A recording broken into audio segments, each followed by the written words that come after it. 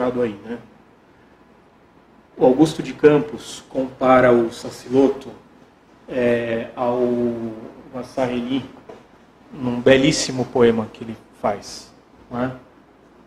Ali a gente tem um trabalho do Vasarely, eu escolhi justamente esse que tem os quadrados, porque vocês conseguem, né, perceber um pouco da dança dos quadrados aí na arte concreta, e o Vasarely realmente tem uma obra muito significativa. A gente não vai ter tempo de discorrer sobre ela especificamente, mas o que eu queria mostrar é o que os círculos fazem dentro de um alinhamento dos quadrados. Essa obra da esquerda é uma serigrafia, Sassiloto, né? E ali abaixo a gente tem uma pintura que eu escolhi justamente para a gente perceber a potência do círculo na linguagem que ele desenvolveu, né? E o que chama a atenção na pintura não é só essa volumetria e esse deslocamento, mas vocês percebem aí o seguinte, que é algo que aconteceu em diversas obras dele. Não existe mais um eixo central, um eixo inclinado, uma gestalt, um corpo baseado numa movimentação binária, como a de 15 em 15 graus, na estrutura dessa obra. Ela passa a ter um intercírculo. É o círculo dentro do círculo que se recoloca a partir de cada composição quadrada.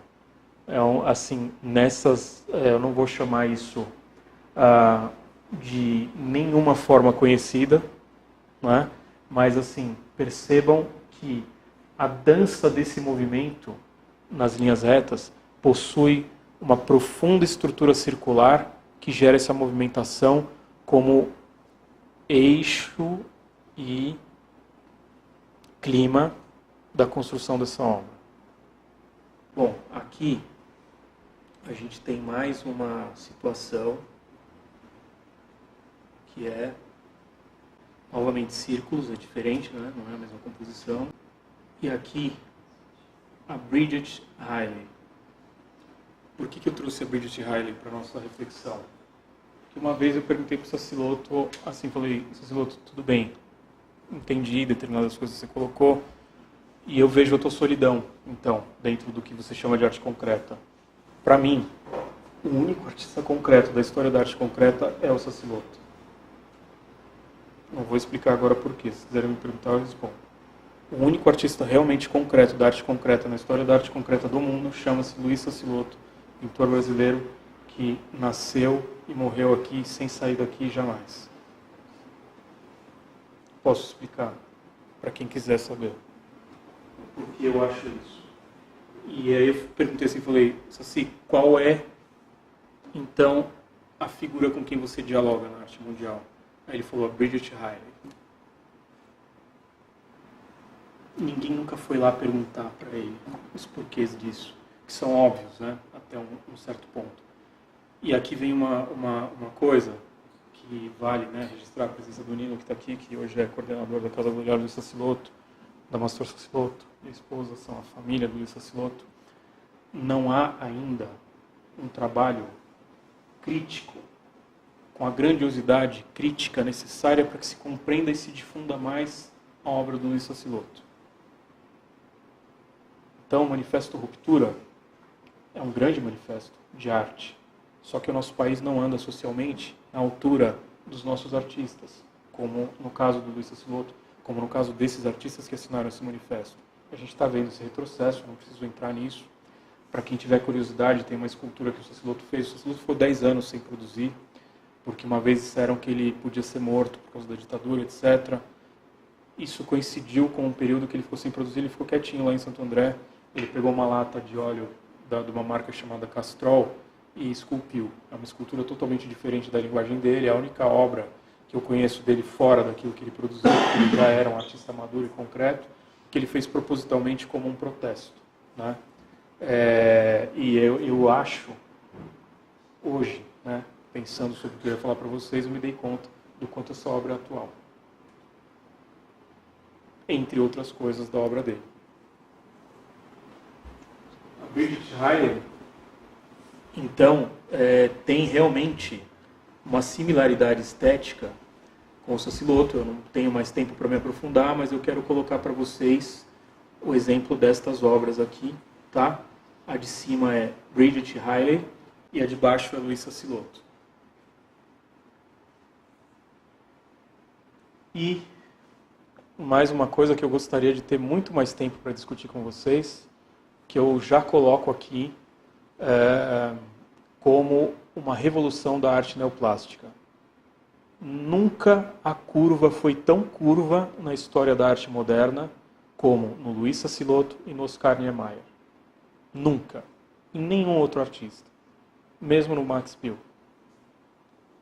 Nunca a curva foi tão curva como nesses dois artistas brasileiros, que eu acho realmente abissais para o século XX. E o Sassiloto não pôde produzir tanto quanto ele poderia se ele tivesse podido passar a vida se dedicando à pintura. E mesmo assim ele produziu tudo isso. Então eu acho que a genialidade de um artista a gente percebe quando não é o meio que o faz somente, mas é quando o olhar dele se exterioriza para dentro da realidade em que ele vive.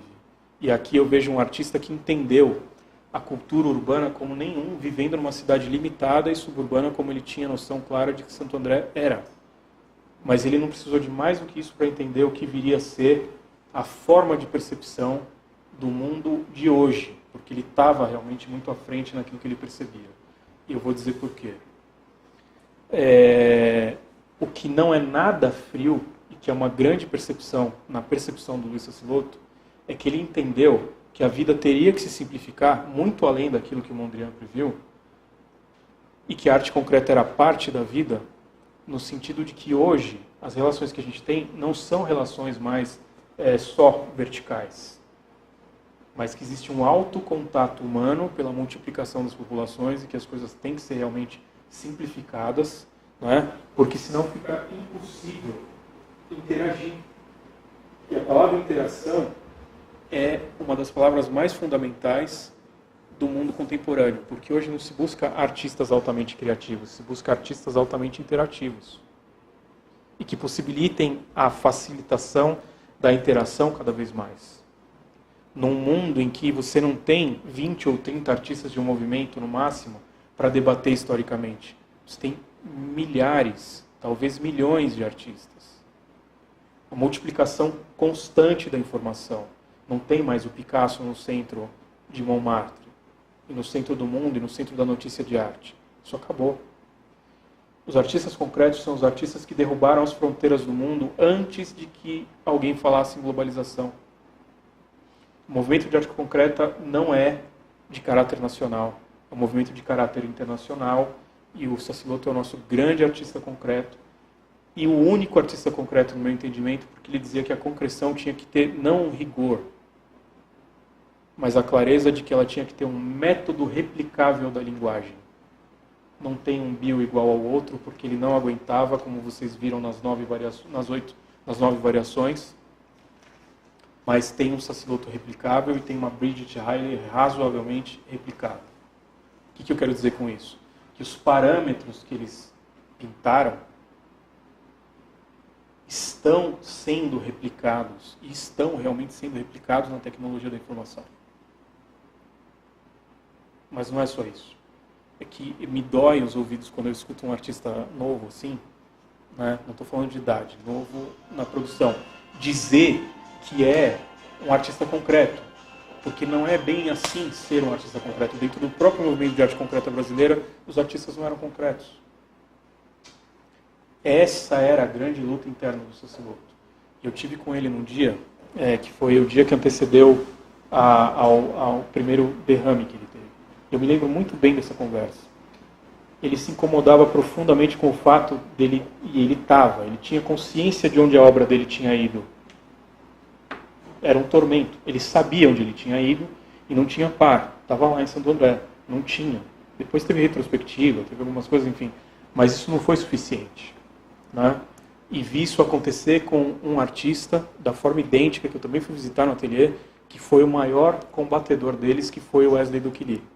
Era o Sassiloto falando da importância que a arte concreta tinha para o futuro, porque ela não era um ismo, e o Wesley Duquilly falando do helicóptero, não é? O Wesley Luquini também, depois, teve lá uma crise e definhou. Né? O Sassuloto não, ele ainda resistiu muito, trabalhou bastante depois disso. Né? E por que eu estou chamando esse encontro de o gesto da razão?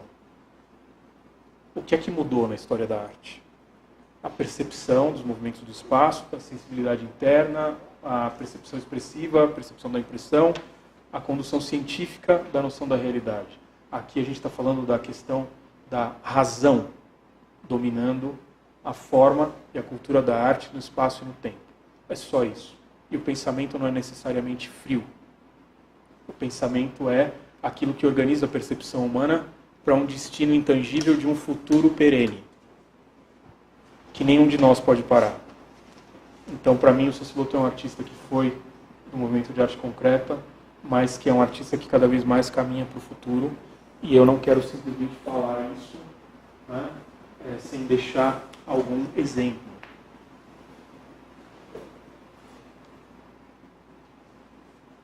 Aqui está o Lothar Charot, que era uma pessoa um artista que ele respeitava, uma pessoa que gostava muito, né? E eu vou mostrar para vocês aqui uma obra, né?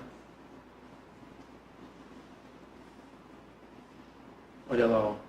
Enquanto os outros, disse o último, ele dormitavam, desenhos digitais, né? Desenhos digitais, tá isso. É suficiente que eu não quero me estender mais. E aqui, alguém sabe o que é isso? Uhum. Que bom que você sabe o que é isso. Uma pilha de números alinhados vertical e horizontalmente. Eu não vou dizer que é um Cambridge de mercado, senão a gente... Hã? Ensaio, cara, prova, ficha de laboratório. Não, realmente. É um teste. E o que mais? Fez uma prova de várias provas, de vários níveis. Desculpa, dá uma escondidinha. Não, por favor, vamos lá, e aí? Você tem um teste Sai de de mirar. Bom, isso realmente é um candle de mercado financeiro. É uma pilha de números que vão se construindo lá quando o gráfico sobe, quando tem o movimento do preço, sobe e desce. Tá? São bilhões de números simultaneamente sendo processados. E existe um temporizador que separa esses bilhões de números sendo processados. Aqui está mais nítido.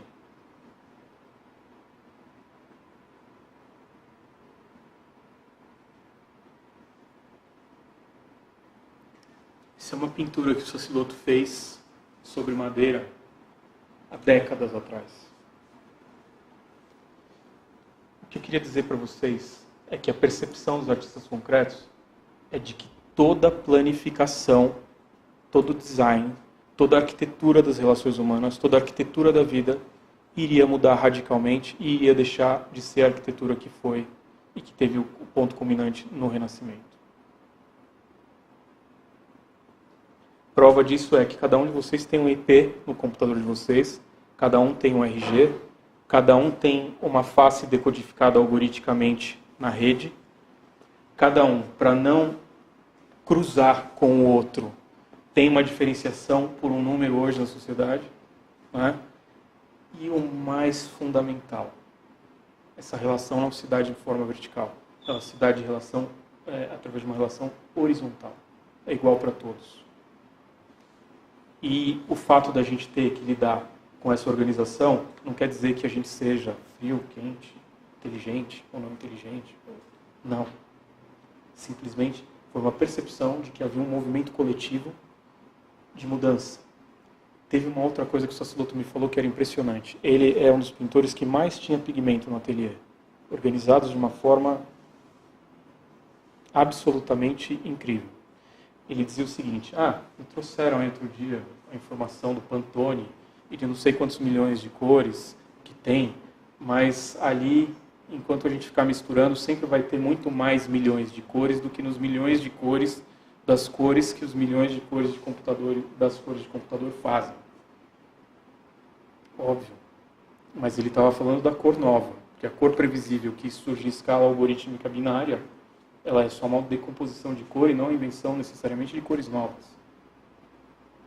E aí eu vou fazer uma colocação para vocês, que é uma coisa que eu pensei esses dias aqui enquanto preparava esse encontro.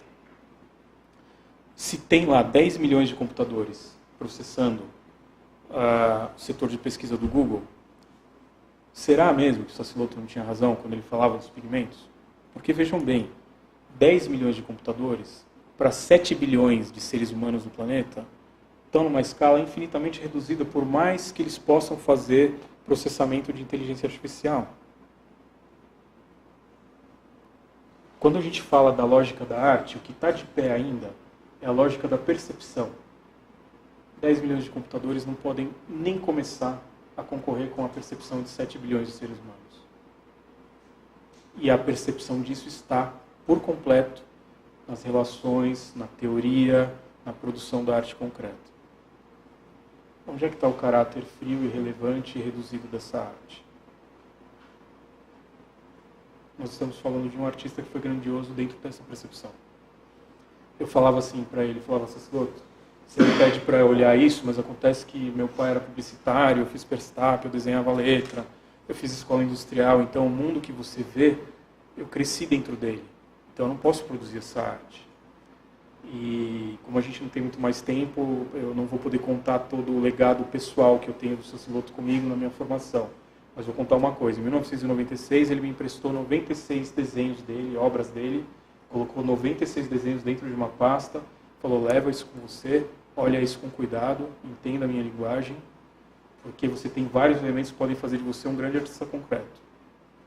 E eu falava, não posso, porque eu vejo a coisa de outra forma. E eu fiquei com esses desenhos durante um bom tempo, essas obras, né? Convivendo com elas. Aqui para a gente olhar de frente também, aquele que dizem que foi submisso ao colega, Max Bill, Luiz Sassiloto.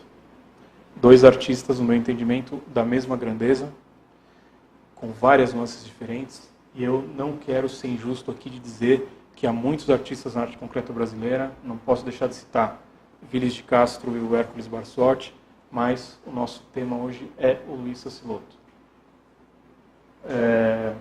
Agora que eu precisava usar a internet, porque eu queria mostrar para vocês um vídeo da construção do Macintosh, né?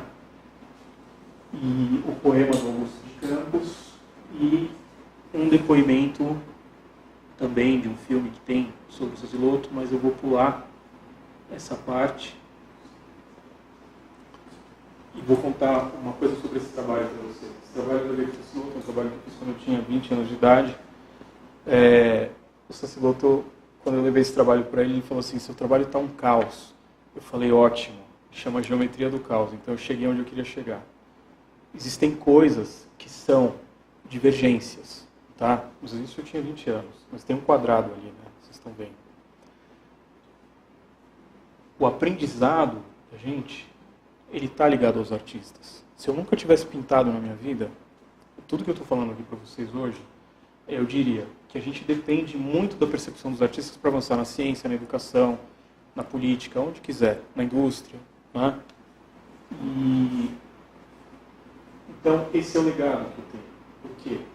Levei uma bronca, né? Não vai por aí, vai por outro caminho, né? E esse caminho que a gente segue, às vezes é um caminho que não tem a percepção de quem está seguindo o nosso caminho. Uma das coisas que ele falava, que eram essenciais, era assim, você precisa ter relações e relacionamentos sociais, porque senão a carreira não avança. Muito bem. Ela não avança, mas ele soube fazer a arte avançar. Já está conectado aqui? Tá? E eu quero mostrar para vocês uma coisa aqui. Hey guys, how you doing? Rodney Meeks here. I'm going to show you guys how vocês o design de uma ferramenta chamada Google Authenticator. Right now I'm setting up, Vocês conhecem isso? Quero que vocês prestem atenção aqui, ó, nesse círculozinho. Certo, certo.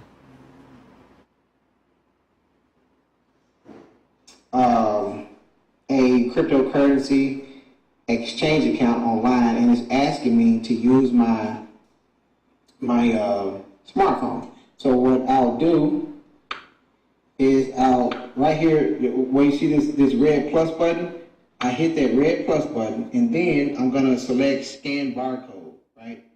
You can do either or. You can scan the barcode.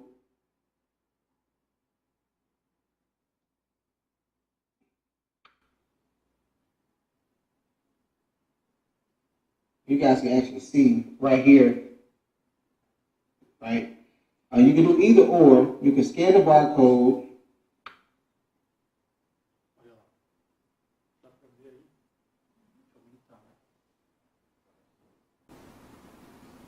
Isso aí é uma ferramenta chamada Google Authenticator. A gente, para não cruzar mais o mundo digital, precisa dessa ferramenta. Parece uma coisa extremamente boba, né? Olha lá, aquela figura no canto. Sabem o que é aquilo? É uma figura geométrica que é um reloginho? Não é. Aquilo ali é uma forma que cruza um algoritmo para que os algoritmos não cruzem simultaneamente e não gerem dois acessos simultâneos de duas pessoas diferentes. É algo formo-matemático. Aquilo ali é arte concreta. De um cara chamado Luiz Sassiloto. Porque pode não ter ido para lá conscientemente a partir da leitura da obra dele. Mas todo o procedimento que ele tinha na obra está ali. Mas de repente ele vai também variando o ângulo. É o que impossibilita a repetição de dois acessos simultâneos, junto com os números. Se a gente pegar todo o processo da obra dele, a forma como ele calculava, a forma como ele lia a Gestalt, a psicologia da forma, como ele construía as figuras, a gente vai chegar aí. Né? Gente, eu sei que eu passei aqui do limite, porque vocês estão me deixando conversar, eu vou falando. Mas eu quero mostrar uma última coisa aqui para vocês, penúltima, aliás.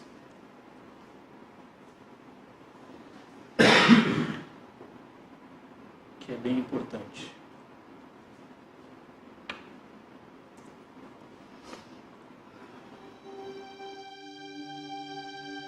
The new MacBook is the result of a collective obsession to simplify its essential components to create the most efficient design possible. It's a product that couldn't exist without invention across many disciplines. A full-size keyboard is the most familiar, comfortable, and accurate typing platform. It defined the width of the new MacBook. To make it thinner and more precise, we created a sturdy, single-assembly butterfly mechanism. Combined with a new stainless steel dome switch, this reinforces the keyboard's balance and stability. Each individual key is now lit by a single LED. This enables better, more deliberate illumination. A Retina display delivers the very best viewing experience. To engineer the thinnest Retina screen for a Mac, we've refined every component, from the glass down to the pixels. It delivers the vivid brightness and performance you'd expect, but in a design that's thinner, lighter, and 30% more power efficient. We've designed a force-sensing, multi-touch trackpad. This adds a new dimension of interaction. Touch sensors make the entire glass surface active. Force sensors measure a wide range of pressure, from the lightest tap to the deepest press. The pressure you apply activates an electromagnet that responds with tactile feedback. So now instead of just seeing what's happening on the screen, you feel it too.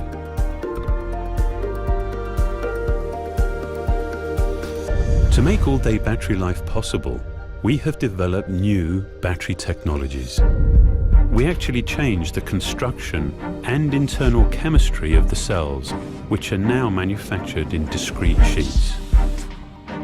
These sheets are stacked in a terraced structure that was developed along with the external enclosure.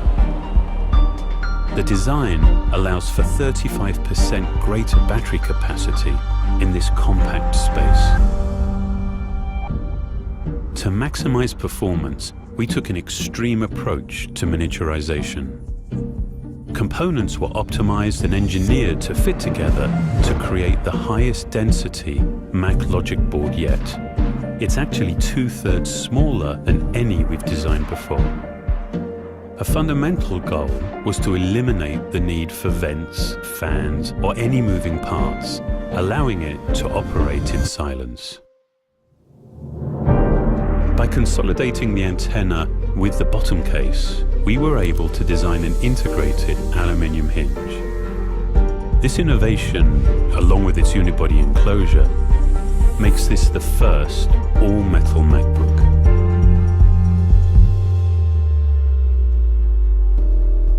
This product is not only thin and light, its advanced wireless technologies make it truly portable.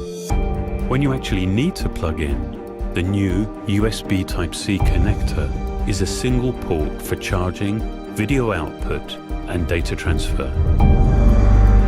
The result of all of this is a product that's only 13.1 millimeters thick and weighs just 2 pounds. To create the new MacBook, we were uncompromising in its design and engineering. We set a new standard for portability while enhancing its fundamental components to deliver what we believe is the best MacBook yet.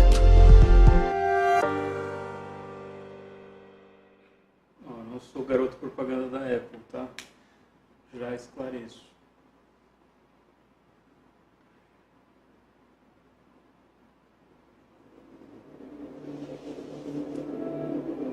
The new MacBook Pro combines the fundamental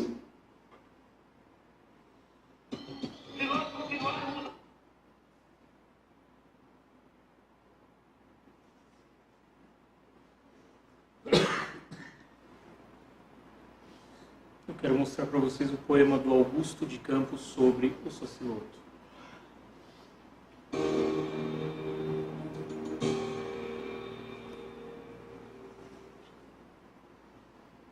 Saciloto pinta como quem solda aço. Muito antes do OP na década de 50, quando Vasarely pintava amebas, Saciloto descobria o OP um OP. Operário anti-oportunista nascido não do efeito, mas do objeto nu concreto necessário.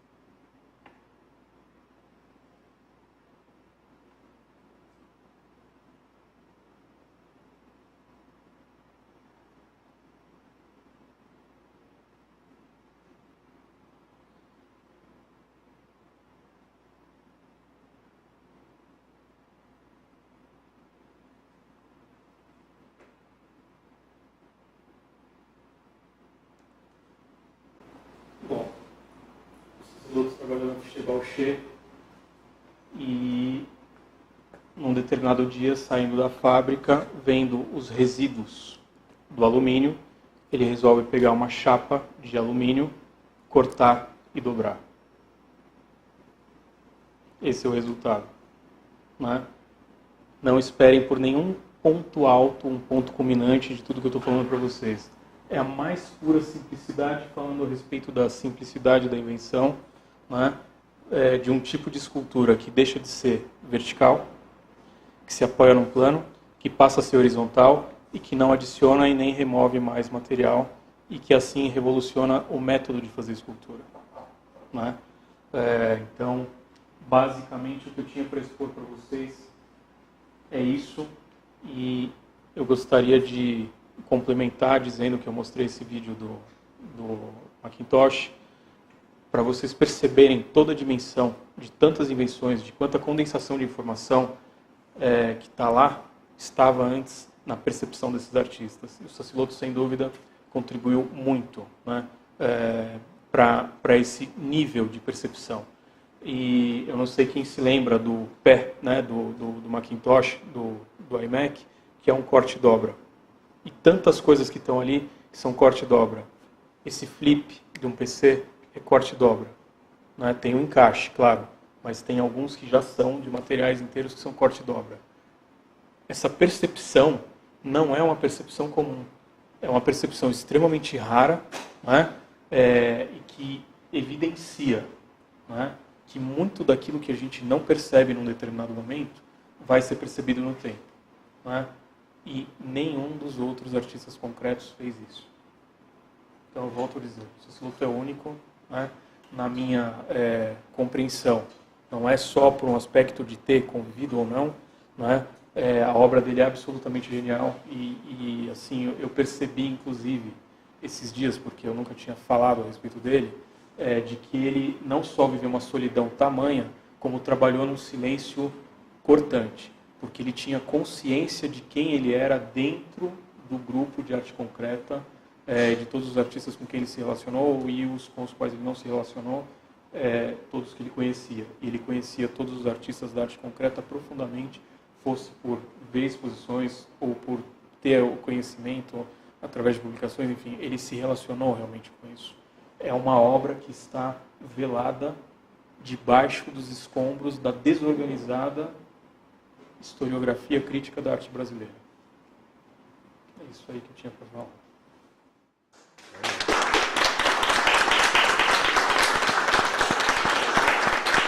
Obrigado. Fico feliz com os aplausos, mas assim, gente, me desculpem, eu passei muito do tempo que eu tinha previsto de fala. Se vocês não estiverem exaustos, se quiserem perguntar alguma coisa, estou à disposição para responder perguntas.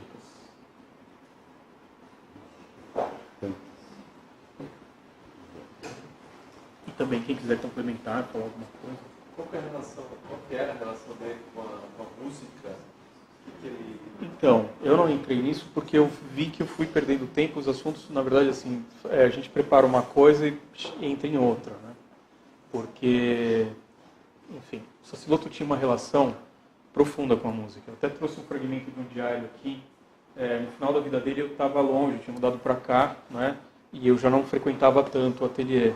Mas tinha um dia que eu estava ouvindo Beethoven e eu lembrei dele porque ele adorava ouvir música. Beethoven era um compositor que ele ouvia, né? E aí eu escrevi assim, Contradição do Geômetra. Ele me contando, né, que a Bíblia é uma coisa que ele gostava de ler, mas que ele dava profundas risadas, porque ele achava que isso engessava a humanidade, não deixava as pessoas caminharem para frente e tal, né? A gente não entrava em nenhuma conotação de religião exatamente, mas ele tinha essa impressão. No fundo, né, olhando a vida hoje, ele tinha uma certa razão. E ele falava assim que a gente é como uma lâmpada, sabe? Terminou, troca a lâmpada e, enfim, quando ele morreu, foi uma coisa mais ou menos assim, né? Porque a gente sempre acha que um grande artista tem que ter, sabe, uma reverberação, né? E não teve, foi uma reverberação discreta. Mas eu lembrei disso. E quando eu escrevi isso, né, eu estava saindo de uma internação, tinha chegado em casa e tal, e veio a notícia da morte dele. E assim, eu lembrei, foi em março de 2003, né? Não foi isso? Foi em fevereiro. Fevereiro, né? Eu não sabia, porque eu estava internado quando ele morreu, eu soube só depois, né? E aí, assim, foi uma perda. E agora o que é engraçado é que o Sassilotto, ele reaparece em tudo. Então, tem um compositor que ele amava. Eu cheguei a ouvir algumas vezes com ele, que é o Weber, né? E eu trabalhei um tempo com música, e no Weber a gente sabe que tem uma espécie de dobra do som. O que a gente chama de dobra do som? Quando os acordes colocados numa escala dodecafonicamente e sucessivamente vão trabalhando para degraduar essa escala, que é uma coisa que não acontece exatamente na música polifônica tonal. Então é uma revolução, né, sensível, tanto quanto a revolução da forma. E ele tinha uma coleção de música impecável. era mais ou menos como a biblioteca dele. Ele tinha a altíssima atualidade da música moderna e contemporânea, e aquilo fazia parte do universo sensível dele. Né? E, assim, ele ouviu muita música. Não sei se ele foi músico, eu acho que ele nunca tocou no instrumento, mas ele realmente tinha uma relação tem com a bom música. ouvido mesmo. Né? E foi apurando cada vez mais e foi acompanhando toda a história da música até chegar aos contemporâneos mesmo. Que é uma coisa que rara, né? Pois é, porque você tem que ter um nível de escuta. Eu trabalhei durante muitos anos também com o Kel Reuter, né? E uma vez o Kel Reuter foi fazer uma palestra na Casa da Palavra em Santo André, e o Sassilotto foi, né? O Sassilotto, assim, eu gostaria muito de falar um pouquinho, só uma coisa que não dá tempo de falar, o que eu separei para falar, mas assim, ele era muito generoso. Ele era um ser humano de uma generosidade. Se tratava de arte, então, assim, ele abria todas as portas que ele podia, desde que ele acreditasse, e se ele não acreditasse também, sabia? No trabalho. Ele simplesmente era generoso com a busca das pessoas. E aí ele foi no encontro, sentou lá, fui cumprimentar ele, né? Eu estava organizando o evento e tal, e tinha que falar junto, que era um negócio, uma exposição de arte contemporânea, complexa. Tinha um monte de gente participando e eu estava lá, tendo que falar no meio do fogo cruzado. Aí ele falou, tudo bem? Tudo bem? Ele já estava na fase boininho, magrinho, assim. Ele falou, olha, vim aqui, você tem que observar uma coisa. Eu falei, o quê? Eu já pensei que ia levar uma bronca, né? Ele falou assim, ó, você vai falar do lado de uma pessoa que é batuta, que é o Reuter, né? Mas você tem uma diferença de idade muito grande com ele. Presta atenção nisso. Entendeu? Eu nunca imaginei que ele ia falar isso. Eu estou falando isso não para falar o que ele me falou em nenhum sentido figurado. Olha o olhar dele, entendeu? Ele foi lá ver um grande músico, que é um cara que ele admirava, que ele sabia que era um dos maiores compositores, assim como ele, na geração dele, um dos maiores criadores, né? E ele estava atento o tempo todo ao nível mais profundo de relação que você pudesse ter. Então, que visão do tempo é essa? Que relaciona a consciência de diferentes pares. Entende? Então, essa consciência é a dimensão do ouvido sensível que ele tinha, né? A gente conversou várias vezes sobre música. Né? Assim, agora, o que ele tinha da música não era conversa. Porque o que ele mais amava na música era o silêncio. Ele esperava pelo silêncio na música. E isso é muito curioso, porque assim, na pintura dele não tem silêncio. Tem um silêncio, mas tem uma vibração constante. Agora, a escultura dele, que por uma lástima desse país ser tão precário, nunca foi produzida na escala monumental que ela merece ser produzida, né, para estar acessível para as pessoas, né?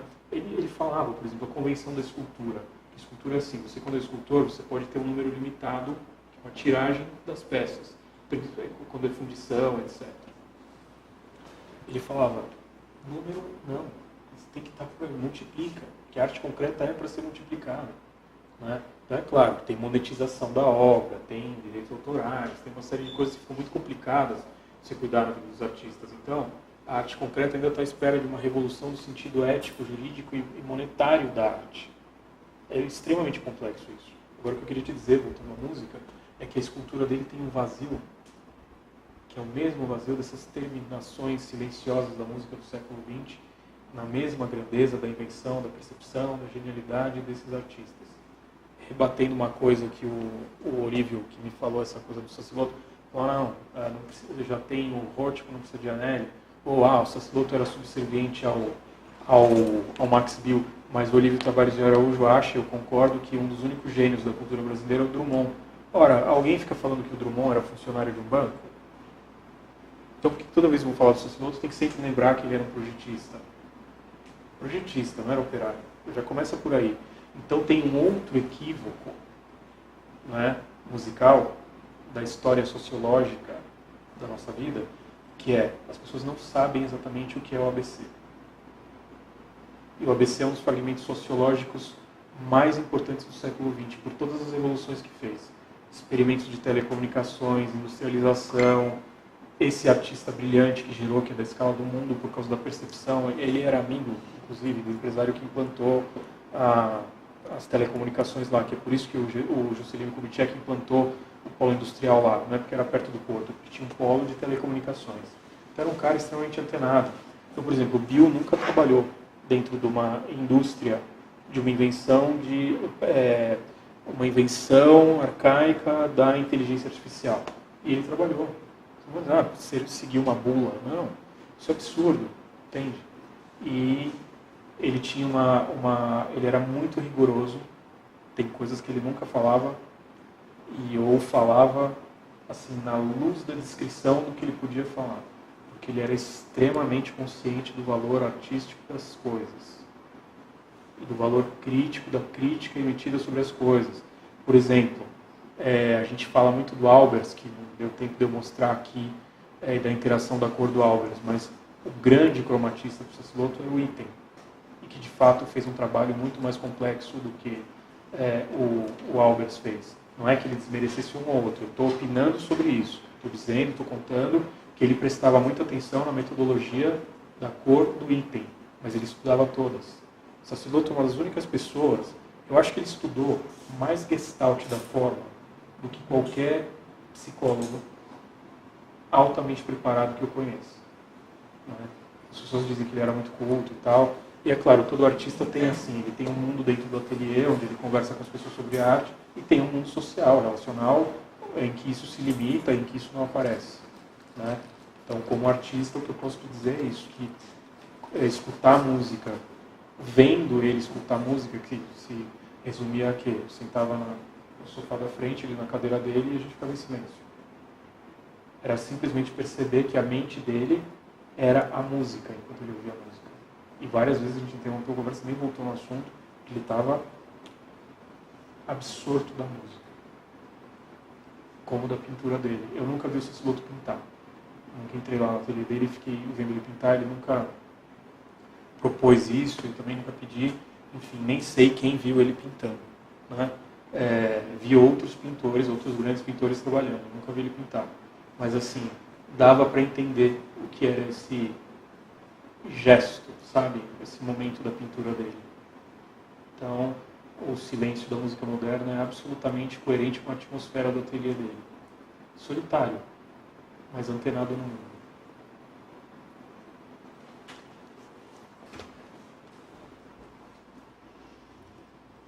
Todo mundo quer um travesseirinho, né? Eu falo pra caramba.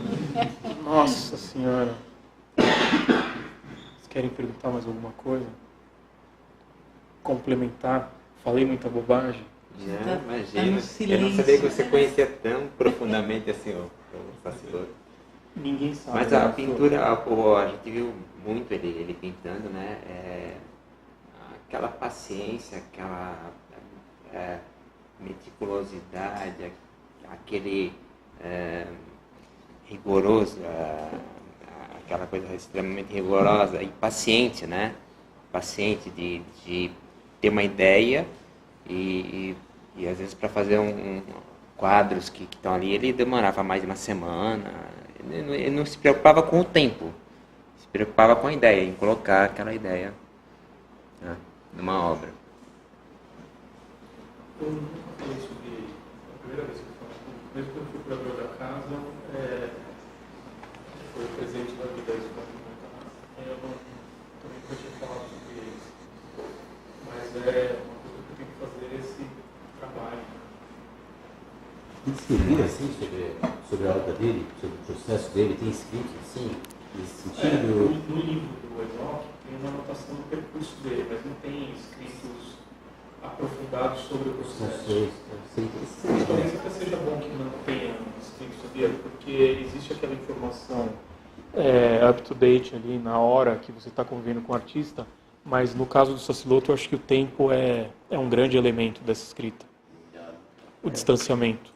Também queria saber um pouco das cores, porque a gente vê que, sei lá se isso é viagem, mas parece que os brasileiros usam umas cores mais apagadas, um pouco mais baixas do que a luminosidade dos europeus. Tem alguma coisa a ver isso? Não, você nota pelo Volpe e como eu tinha assim, um interesse específico que era chegar no corte de obra, o Sassilotto no final da produção dele, mesmo durante o percurso inicial dele, ele usou cores muito vivas. Eu reparei ali, estou vendo, mas eu percebo que na história parece que a gente tem um apagamento, parece que os tons são baixos, né? E ele não tem muito isso. Ele usa umas cores, será que aquela cor é real do trabalho, né? Ou será que... então, fica bem próximo do computador. Na verdade, ele estudou muita cor, né? Então, por exemplo, tem pinturas dele que você vê um vermelho cruzando a pintura inteira, que você acha que é outro vermelho, que virou e não é. É o mesmo vermelho na vibração de outro, entendeu? Ele foi um grande estruturalista e um grande cromatista. Mas tem outros, tem o Barsotti, por exemplo, que trabalha muito, o Tuneu, que trabalha muito com a cor. Eu não acho que dê para dizer que a gente tem cores muito cinzentas. Eu acho que depende do grupo de artistas, mas tem de tudo na arte brasileira, né?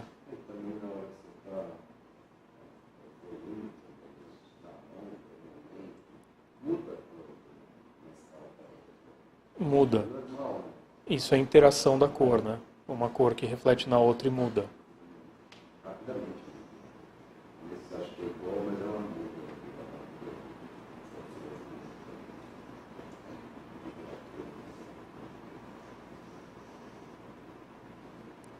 Só conhecer mais mesmo a obra dele.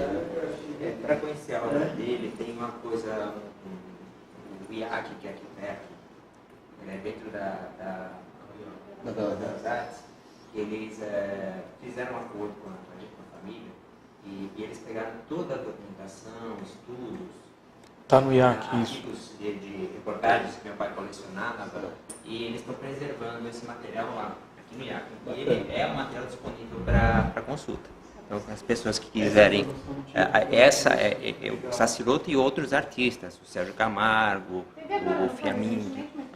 Teve sim, o ano passado. Não, agora teve uma coletiva que ele participou, mas teve individual também. Isso, exatamente. Eles têm bastante material que estava guardado com a gente achou bacana, porque eles restauraram, estão fazendo uma preservação de uma maneira mais adequada. Exatamente, O que eu acho extremamente importante é o seguinte, né? Quer dizer, aqui a Associação Brasileira do Alumínio e o Centro Cultural do Alumínio. Então, quando me chamaram para fazer essa fala, citei o IAC, não sabia, já estava lá, o Walter comentou, mas eu não sabia se estava lá já. O que eu acho extremamente importante? O Sassiloto é um grande homem da indústria do alumínio também. Ele, teve uma pessoa que não veio no debate, né, mas que a gente foi informado que foi um projetista que trabalhou do lado dele. Lá da Fichet saiu toda a caixilharia para Brasília. Então tem um trabalho que ele fez como técnico, como elenco, etc. Assim, isso a gente sabe, está na história dele. Agora talvez seja uma instituição que possa percebê-lo como um grande artista que é fruto dessa industrialização, né? Quer dizer, a chapa de alumínio cortada e dobrada, e eu sempre sou muito proativo, e eu gosto de colocar as ideias, porque a gente não sabe quando vai ter uma outra possibilidade, e o Tuneu tentou em Santo André fazer com que toda a obra do Sassiloto fosse modelada, que todos os estudos dele de escultura fossem colocados na cidade. Depois a Paula trabalhou com isso dentro dos limites que já foram, né, havendo na gestão, mas a obra dele nunca foi integralmente executada. Então eu acho que aqui é um lugar, né, assim, que a gente pode, de repente, trabalhar conjuntamente com a indústria do alumínio para que o corte da obra do Sassiloto seja plenamente conhecido, pelo menos no Brasil. Né?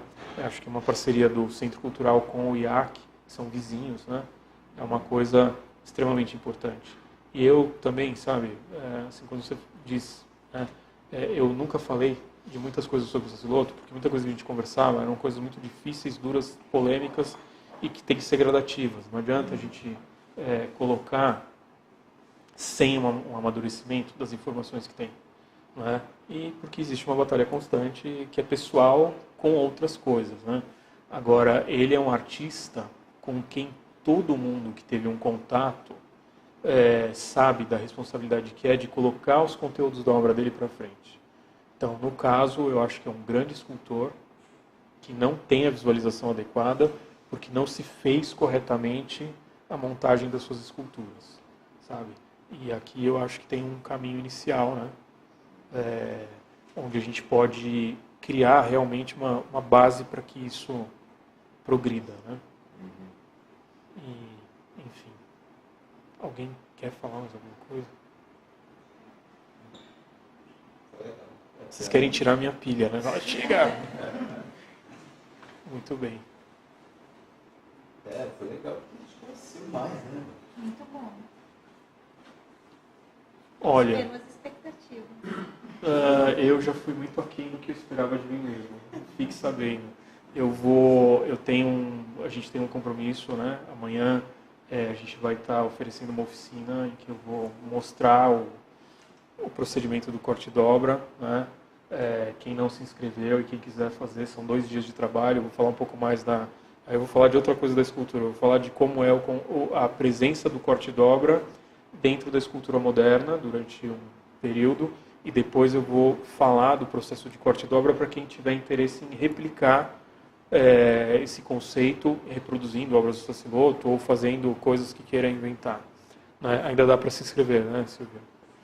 E a gente depois vai fazer uma exposição desse workshop, e eu já estou me comprometendo em fazer um novo encontro de desvernissagem, em que eu gostaria de organizar melhor o conteúdo da obra do Sassilotto, porque enquanto eu preparei esse trabalho, eu vi que esse trabalho seria muito incompleto para falar o que realmente precisa ser dito de forma mais sucinta sobre a obra dele, em pontos em que a criação dele é única.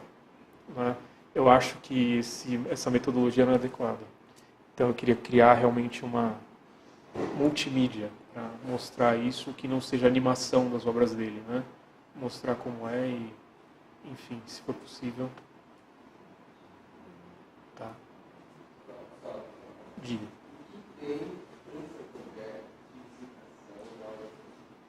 Tem a Casa do Olhar do Sassilotto, não sei como está o ateliê, né? Eu soube do fornecimento do Luminan, enfim. Não sei se existe algum projeto para isso, mas tem a Casa do Olhar, e no acervo da Casa do Olhar e da Prefeitura tem muitas serigrafias, e tem as esculturas dele, até onde eu sei, né? Estou esquecendo de alguma coisa? Tem o Sabina, tem o painel no Sesc, tem um painel no Hospital, Aquela escultura Hospital Brasil, aquela vermelha e amarela. o calçadão. Eu acho que está tudo no IAC, né? Está desativado. Está desativado, então. Né? O Sassilotto sempre recebia as pessoas lá no ateliê dele, né? Mas isso, depois da morte dele, com o passar do tempo, quer dizer, fica quase que impossível. Não sei se existe algum projeto, né? Se quiser comentar alguma coisa. Mas tem uma obra que eu sugiro que se veja, que é um painel dele na UFABC. É lindo, assim, você vê a dimensão, sabe, em grande escala, vale a pena o deslocamento até lá.